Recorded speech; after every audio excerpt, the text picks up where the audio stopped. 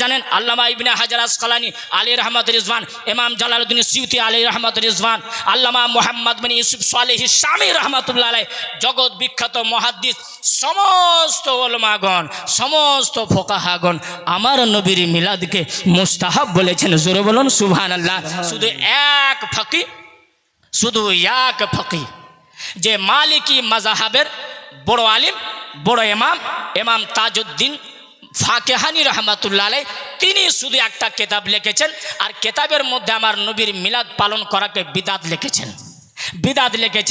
ওই জামানাতে আল্লামা তাজউদ্দিন ফাকেহানি যখন আমার নবীর মিলাদকে বিদআত প্রমাণ করেছিল, সেই জামানার আল্লামা ইবনে হাজার আসকালানী, সেই জামানার আল্লামা জালালউদ্দিন সিউতি রহমাতুল্লাহ আলাইহি, সেই জামানার মুহাম্মদ বিন ইউসুফ সালেহি শামী রহমাতুল্লাহ আলাইহি, এই ছাড়া অন্য ইমামগণ আল্লামা তাজউদ্দিন ফাকেহানির কথাকে রদ করেছিলেন। জোরে বলুন সুবহানাল্লাহ।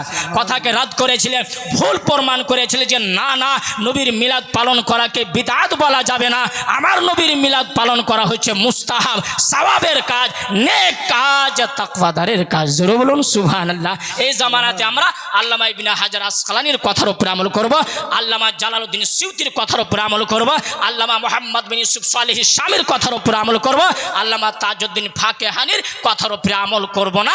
কেননা আল্লামা তাজউদ্দিন ফাকেহানির কথাকে আমাদের উলামাগণ, ফোকাহাগণ, বুজুর্গানে দিন, আকাবিরিন রদ করে দিয়েছেন। তাহলে আর ওই কথার উপরে আমল করা যাবে না।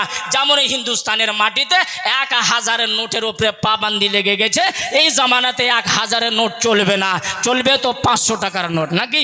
কেউ যদি 1000 টাকার নোট নিয়ে আসে চলবে না। তেমনই হলো ব্যাপার, আল্লামা তাজউদ্দিনের কথা হলো 1000 টাকার নোট, আর ইমাম আল্লামা ইবনে হাজার আসকালানীর কথা হলো 500 টাকার নোট। যেমন 500 টাকার নোট চলবে, 1000 চলবে না, তেমনই আল্লামা ইবনে হাজার আসকালানীর কথা চলবে, আল্লামা তাজউদ্দিন ফাকেহানির কথা চলবে না।